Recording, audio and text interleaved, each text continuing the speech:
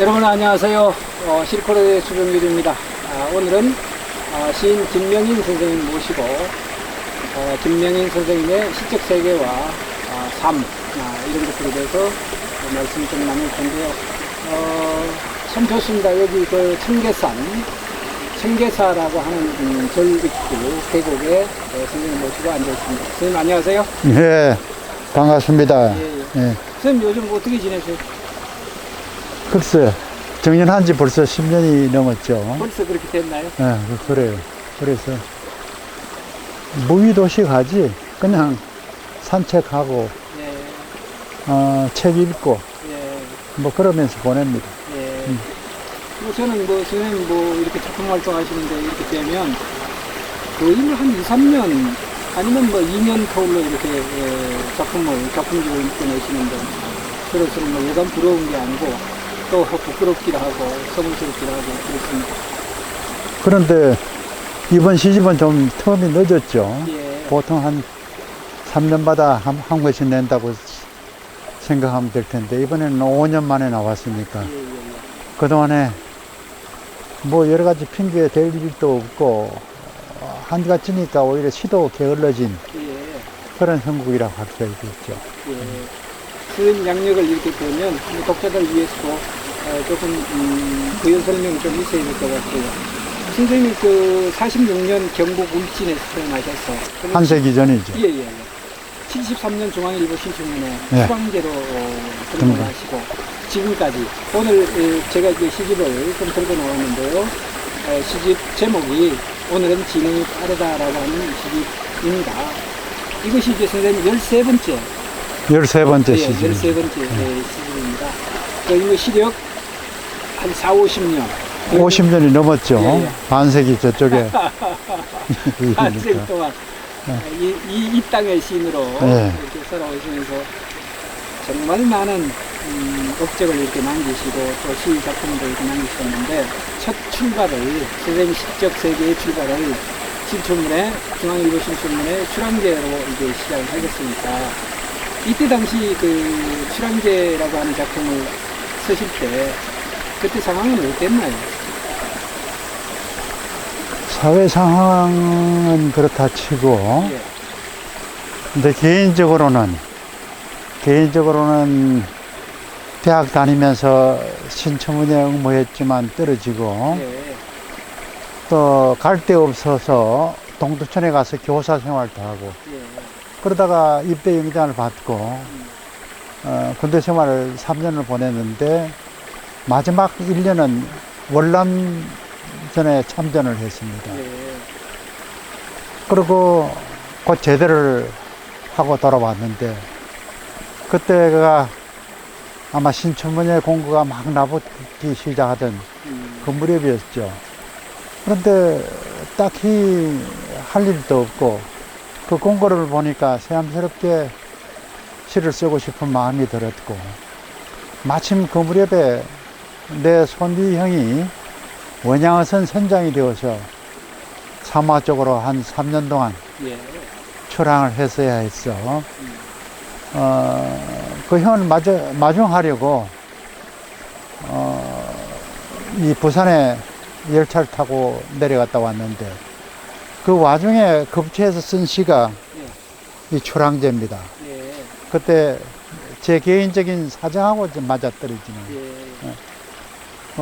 어쩔 수 없이 새로운 출발을 해야 되는 그 지점에 서서 나를 돌아보면 내가 어떤 모습일까 하는 것을 머릿속에 떠올리면서 쓴 그런 시라고 할 수 있죠. 아니, 이제 독자인 제 입장에서는 이 출항제를 이렇게 보면 아마 새로운 세계로의 이행, 거듭남이라고 하는 부분에 대한 발급, 이런 것들이 아주 농밀하게 녹아있는 것 같아서. 그렇죠. 예. 근데 개인적으로 봐도 예. 이제 막 제대하고 사회 자리도 잡지를 못했고 예. 또 더구나 뭘 해야 되는지 막막해서 예. 망설여지던 그런 시기에 문득 아주 쉽게 떠올린 시가 이 출항제라는 시라고 할 수가 있습니다. 예. 뭐 선생님의 13번째 시기까지 전체 시적 세계가 뭐 결코 만만하지는 않지만 어쨌거나 이 출항제는 굉장히 비장함, 결기 뭐 이런 것들이 아주 강하게 드러나 있어서 이런 독자들로 하여금 굉장히 숙연하게 하는 그런 측면이 굉장히 강하거든요. 젊은 날에 예. 가질 수 있는 어떤 결심 같은 거, 예, 예, 내가 뭘 하면 살아야 되겠다는 그런 의지 같은 것이 예. 막연하게만 막 부딪혀 오게 되는 예. 그 와중에 다스려진 감정이겠지. 예. 아마 그때 당시만 하더라도 73년도니까 73년대. 정치적인 성향이라든가 이런 것들은 어떻게 좀 여기 들어가 있었나요? 소위 말하는 산업화 시대의 독재가 예, 예, 이제 막 이 확장되던 예, 예, 그런 시기였으니까 뭐 나뿐 아니라 젊은 사람들이야 하면 당대에 관해서 고민들을 많이 했을 거예요. 예, 예. 저도 전혀 그런 분위기에 안 젖어 들었던 건 아니고 데뷔하고 난 뒤 한 3년쯤 뒤에 반시라는 특별한 동인을 하면서 그런 의지가 끝으로 드러나도록 예, 예. 시를 쓰기도 했고 그렇습니다. 더구나 그렇다고 하더라도 나 같은 경우는 내가 겪지 않은 삶에 관한 이야기는 하지 말자. 내가 잘 아는 예, 내 세계라고 할 수 있는 예, 예. 내가 융화시킨 그런 시의 이야기를 시 속에 풀어놓고 해야 되지 않겠는가 그런 생각들을 많이 했죠. 예. 말하자면 시대에 어울리는 시대와 함께하는 그런 시를 써야지 이런 결심들을 은연중에 하고 있었죠. 예. 뒤에 또 이제 얘기가 되겠지만 어쨌거나 선생님이 시적 진행 과정 그걸 이렇게 기량이라고 하나요? 뭐 그런 걸 이렇게 보면 아마 이제 이 출항제를 계기로 해서 시집이 동두천이라고 하는 시집이 네. 공개가 되고요. 또 이제 그 동두천 이후에 바다에 대한 문제 이런 문제에 대해서 꽤 깊이 들여다보고 계시거든요. 그 모두가 다 선생님이 직접 겪고 체험한 그런 배경을 그렇죠. 예. 예. 출항제는 실제로 내 첫 시집인 동두천에는 실리지 못했죠. 예. 그게 뒤에 간추려서 읽어보니까 시가 너무 장황하기도 하고 예. 또 관념이라 할까 이런 것들이 좀 섞여 있어서 예. 실제적인 세계의 체험을 느껴보고 받아들이고 했던 그 이후에 내 추구하고 조금 맞지가 않았어요. 예. 동두천의 세계하고 잘 안 맞아서 시집에서 삭제를 했던 시인데 오히려 내 시에서는 고향 얘기를 하고 있는 영동행각 연작이나 예. 전의 체험을 이야기했던 동두천이나 동두천 연작이나 이런 것들이 내가 절실하고 시답다고 느꼈던 예. 그런 시기였으니까 바다도 영동행각 연작에 바다가 나옵니다만은 나중에 생각해 보니까 내 시에 바다가 뭐 도체 출몰했고 그래서 어림잡아 짐작해 보면 한 절반 정도가 바다와 관계된 그런 시가 아닌가 이렇게 믿어지죠.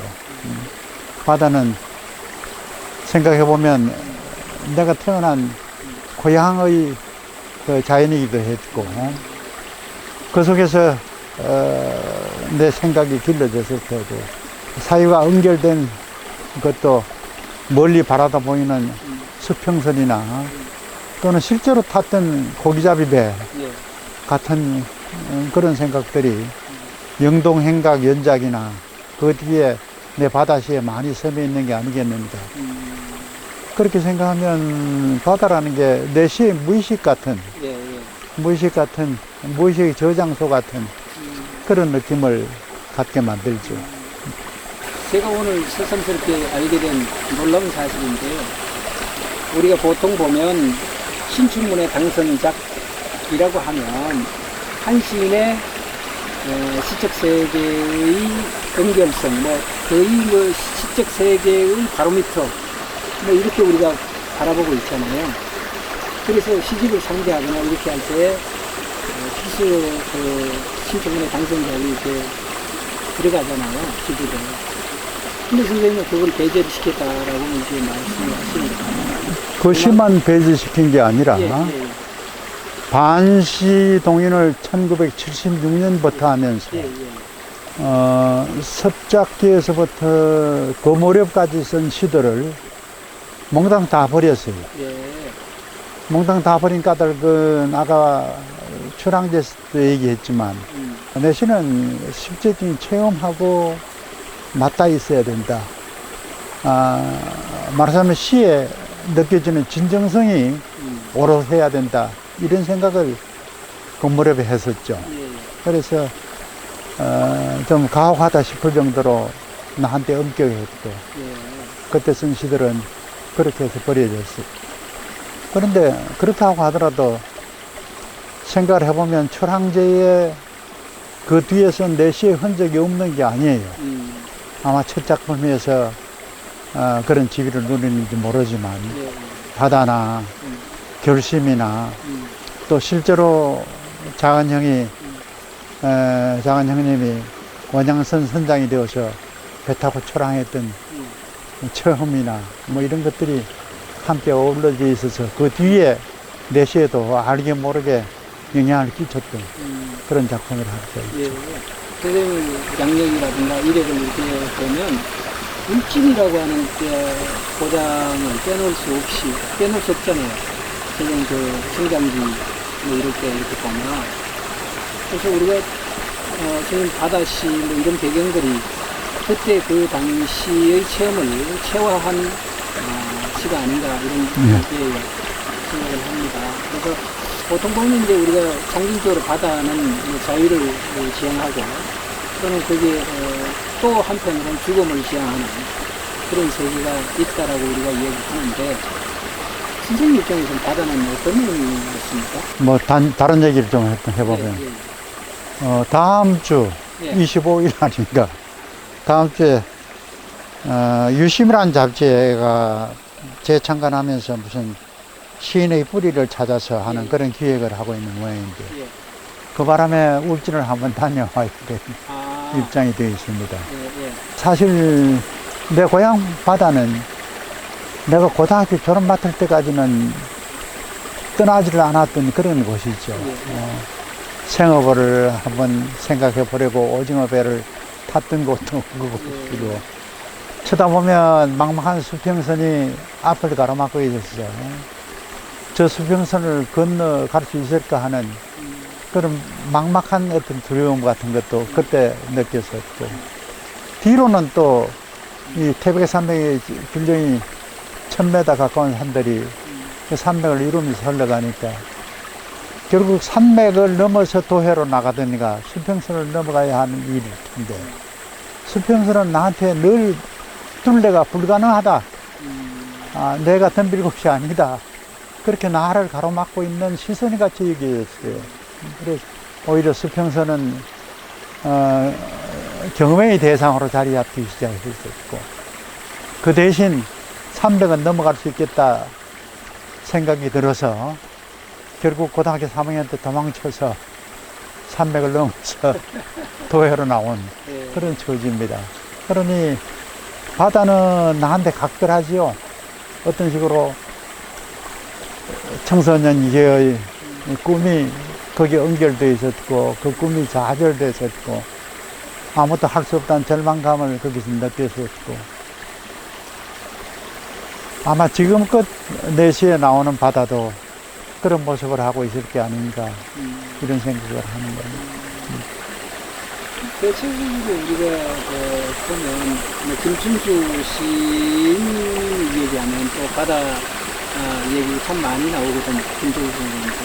근데 김춘수 선생님이 표상하고 있는 그 바다는 일종의 무의식적 또는 상상적 그 공간이었다라고 한다면 선생님은 그 육화된 또는 체험적인 그 바다를 배경으로 거느리고 있는 그 참전의 세계성.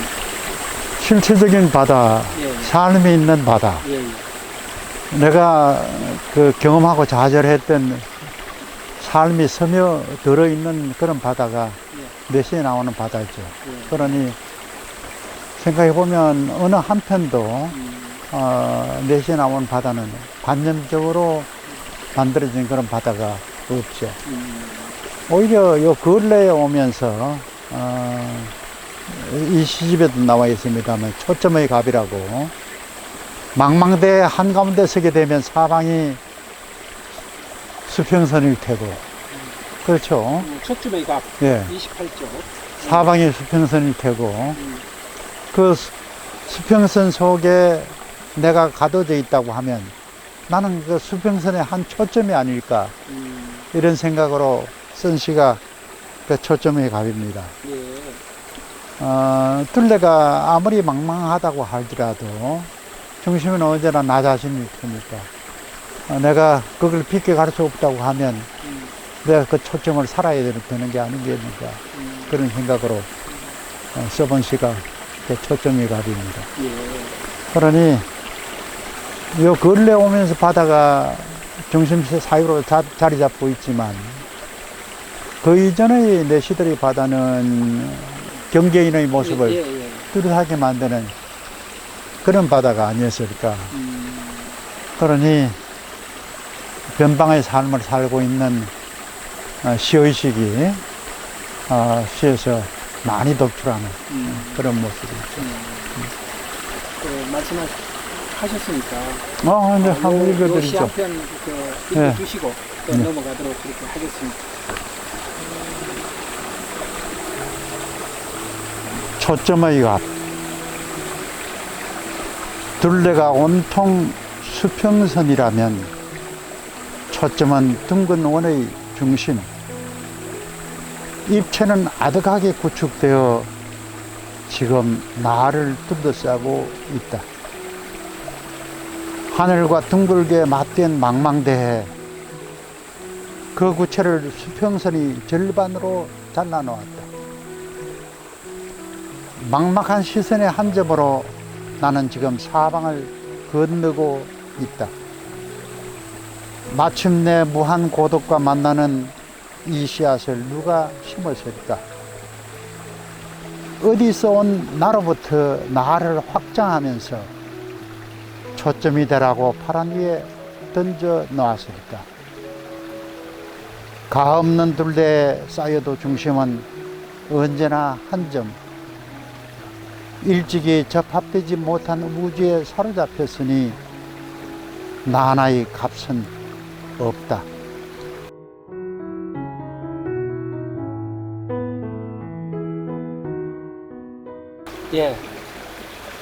시를 읽어내시는 그 힘이요. 응? 시를 읽어내시는 힘, 목소리 힘이, 톤이 대산을 오겨도. 그런데 지금 실제로는 어찌어찌하고 걸음도 비틀거리고 그런 나이죠. 옛날에 내가 외할아버지를 배웠을 때가 외할아버지 연세가 80이 되었을 때인데 그때 지팡이 짚고 그 딸 만나러 어머니죠. 어머니 만나러 오신 외할아버지 모습이 생생합니다.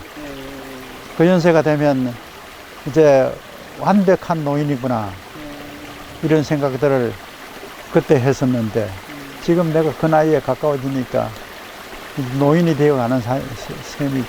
이렇게 시만 이렇게 드시면 또는 시를 읽어내시면 그냥 어디서 힘이 그렇게 솟아나시는지 시가 그런 힘을 주죠. 네. 시는 우리 속에 있는 내재적 순결일 테니까.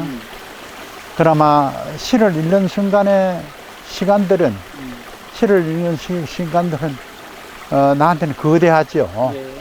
거대해서 어디서 만나든 시를 읽게 되면 몰두하게 되고, 몰입뿐 아니라 힘을 다소나마 얻게 되는 그런 느낌이죠. 예. 그러니 평생을 시를 살아왔다는 건 아마 이런 건지도 모르죠.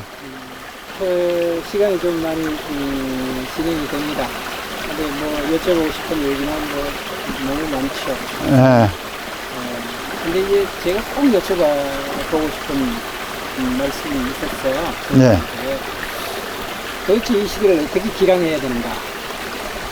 그게 이제 뭐 시대적인 어떤 아픔일 수도 있고 시대를 살아가는 사람들의 바람일 수도 있고 그렇습니다. 그래서 선생님은 어떻게 보시는지.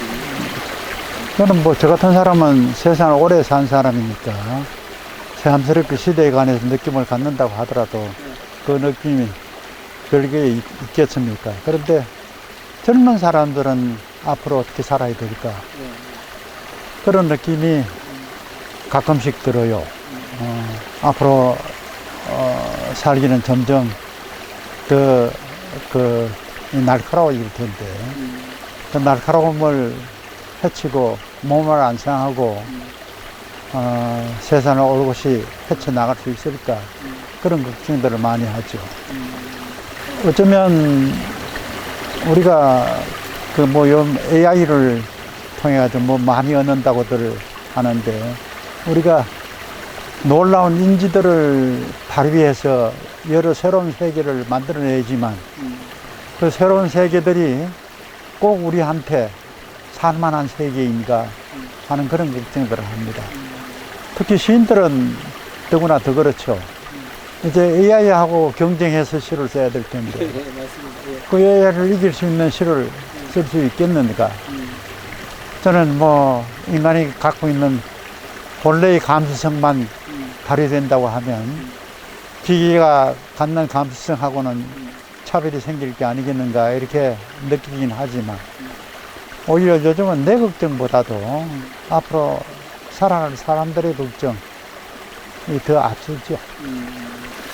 저도 이제 말씀드린 AI를 지금 얘기를 하셨으니까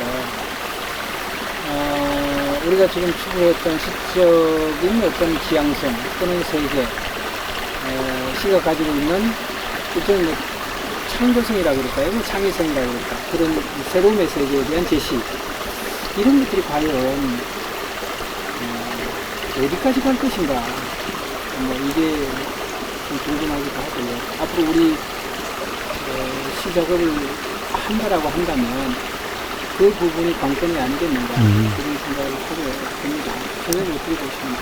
걱정하기로는 창의성을 포함해서 인간의 펼쳐놓을 수 있는 인지의 한계를 뛰어넘어서 기계가 작동하는 그런 세상이 오지 않을까.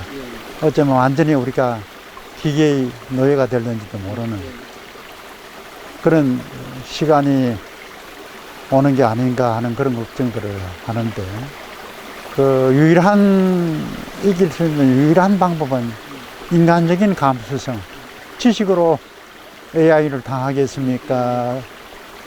시간으로 AI를 당하겠습니까? 또 해놓은 업적으로 AI를 당하겠습니까? 제 생각에는 인간만이 가질 수 있는 고유한 감수성의 세계, 그걸 인간들이 나눠 가지고 서로 감동받고 지켜나가는 그런 수밖에 없지 않겠는가 그런 생각을 합니다. 아무리 우리가 그런 기계를 만들어내지 말자 하고 결의한다고 하더라도 그 사람 만드는 사람들한테 무슨 경이 되겠습니까? 오히려 사람은 점점 외지게 살게 되고 그런 외로움을 서로 나눌 수 있는 체온이나 감수를 통해서 이겨나가야지. 체온이 없는 AI한테 맡겨놓으면 되겠습니다. 시집이 13권 이상 될 정도로 거의 우리 한국 문단사에서 그게 만만치 않은 작품의 특징이거든요. 옛날 시인들은 이렇게 시를 많이 쓴 시인들이 없죠. 예, 맞습니다. 요즘 시인들이 시를 많이 쓰는데 저만 하더라도 12권 다 합쳐놓으면 500편이 넘을 테고, 더구나 시집에 안 싣고 버린 그런 작품도 껴드니까 예, 생각 외로 시를 많이 쓴 사람입니다. 그런데 지금 곰곰이 생각해보면 시를 많이 쓰는 게 자랑이 아니다, 그런 생각을 합니다. 오히려 그것보다도 내가 그 진정성 이런 얘기를 거의 첫무렵부터 했던 사람 중에 하나인데, 그런 것들을 더 소중하게 갈무리하는,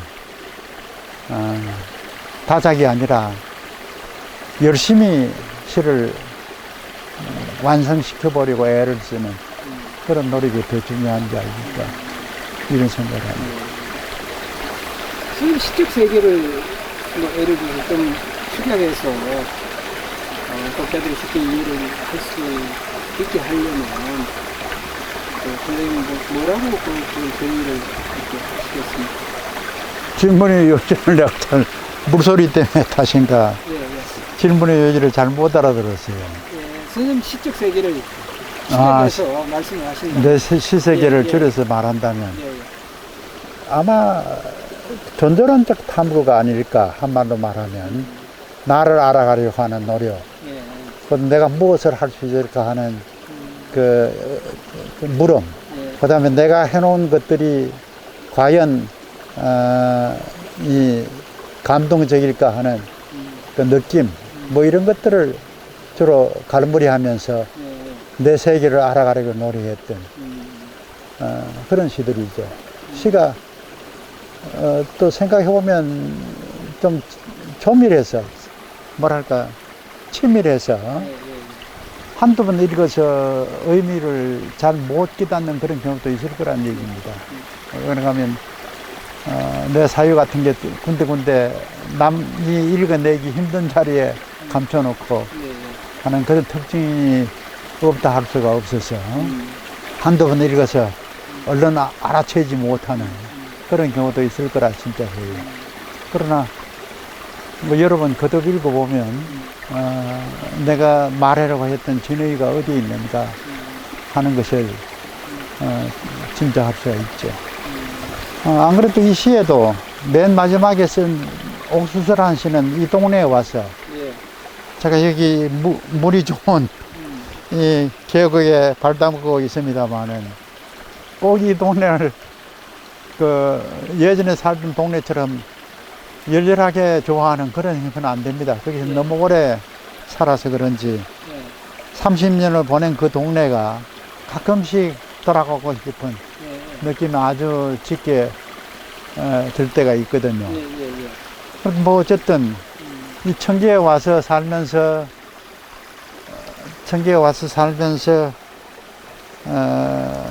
뭐랄까, 몇 편의 시를 썼는데 그 중에 한 편이 이 시입니다.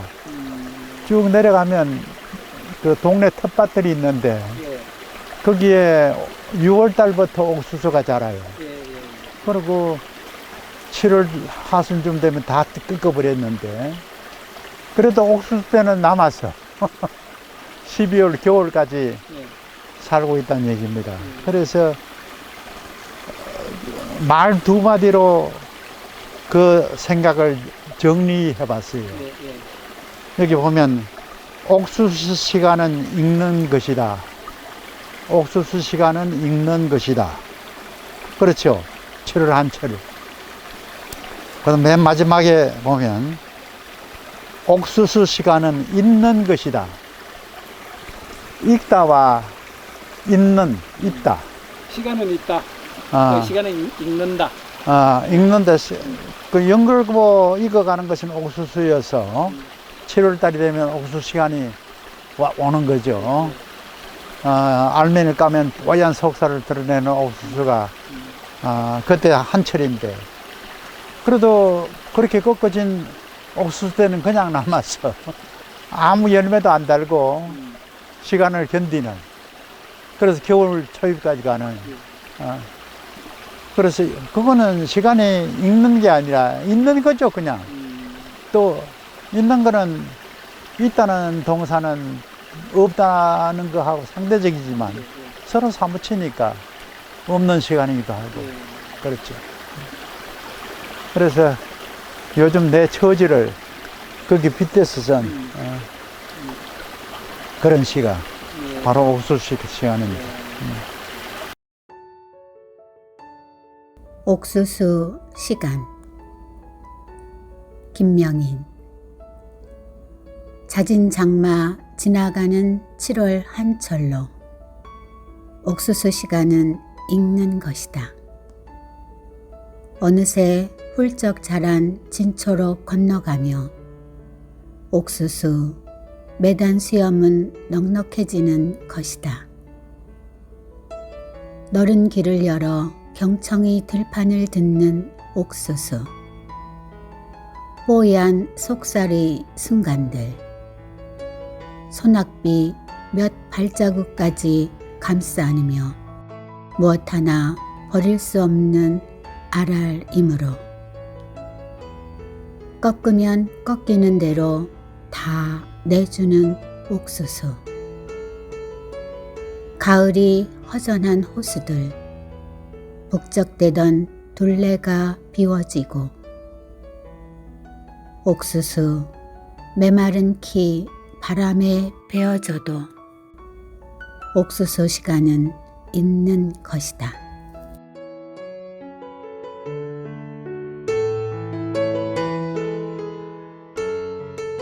방금 전에 이제 선생님 말씀을 하셨습니다. 건개론적인 탐구, 또는 그 부분에 대한 펼쳐감, 이런 것들에 대한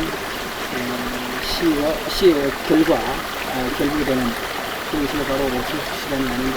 그렇죠. 예, 예.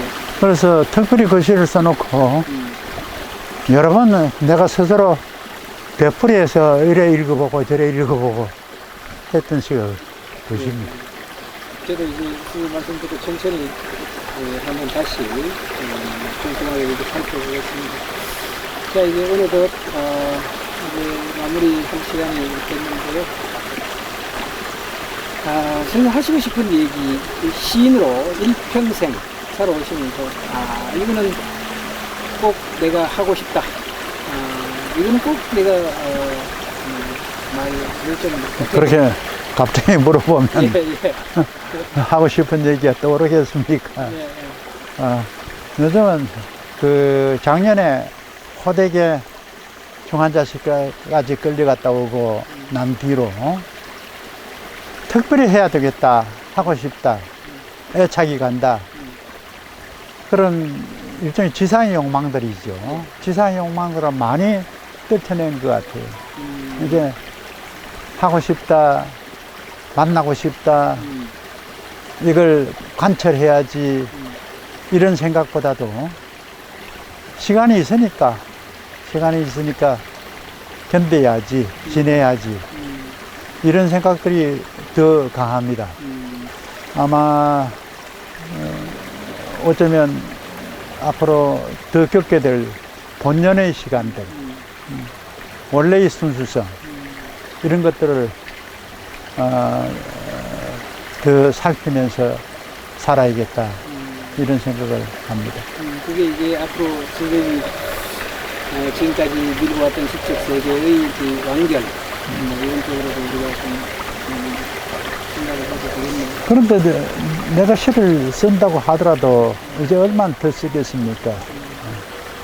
시를 더 열심히 써야 되겠다 하는 생각보다도 써주고 싶은 시가 있으면 저절로 오겠지, 이런 생각을 더 합니다. 그런 옛날처럼 시라고 하더라도 안 달랠 그런 사정도 아니고, 또 삶이라고 해서 윤택한만을 바라는 그런 모습도 아니고, 실제는 주어지는 대로 그렇게 견뎌야지 이런 생각을 자주 하죠. 엉뚱한 얘기가 될지 모르겠는데요. 그 석가모니 있잖아요, 선생님. 석가모니 부처. 석가모니. 예. 부처가 일평생 이제 80이 지나서 열반을 할 당시에 제자가 물었답니다. 우리 남은 사람 중생들을 위해서 부처님께서 좋은 말씀 좀 해 주십사. 네. 이렇게 여쭈니까 부처님 하시는 말씀이 일생 나는 말 한마디 한 바가 없다. 그렇게 그렇죠. 하고 열반을 하셨다는 거거든요. 말 한 바가 없다. 예. 지사의 말들은 예, 예. 다 공허할 테고 예, 예. 본질이 아닐 테고 예. 격가지가 되니까 예. 부처님 생각에는 또 함구하면서 함구하면서 사신 그 내시에도 나옵니다만은 생각해 보면 침묵의 본질이 그런 게 아닌가 그런 생각을 합니다. 침묵의 본질은 아무 얘기도 하지 않는 게 아니라 얘기하지 않음을 통해서 얘기하는 것. 그래서 이제 마무리 말씀은 이제 그렇게 그런 쪽으로 이렇게 해주셔서 문득 이제 생각되는 게 이제 그 얘기였어요. 그래서 이 말씀은 제가 평생 이제 이 계곡도 아울러서 생각하게 되고 또 선생하고 같이 앉아서 있었던 일도 생각하게 되고. 이 계곡 괜찮죠? 예, 아주 괜찮네요. 우리가 예. 다른 어떤 장소보다도 예. 장소를 잘 선택한 거야. 예. 발 담그고 앉아가 한담을. 아마 이 그림도 이제 마무리할 시간입니다. 오늘은 우리 김명인 시인, 김명인 교수님 또는 김명인 선생님 모시고 그런 말씀을 정말 드렸습니다.